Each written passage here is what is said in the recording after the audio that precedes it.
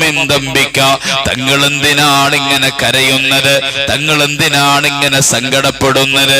ഈ പാതിരാത്രി സമയത്ത് ഉറക്കം മാറ്റിവെച്ചുകൊണ്ട്, ഈ സമയത്ത് തങ്ങൾ നിസ്കരിച്ചുകൊണ്ട്, സുജൂദിൽ കിടന്നുകൊണ്ട് എന്തിനാണ് മുത്തുനബിയേ തങ്ങൾ ഇങ്ങനെ കരയുന്നത്?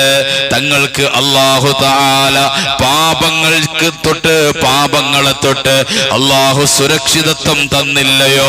തങ്ങൾക്ക് പാപങ്ങൾ ചെയ്യാൻ കഴിയില്ല, തങ്ങളുടെ ജീവിതത്തിൽ പാപങ്ങളില്ല.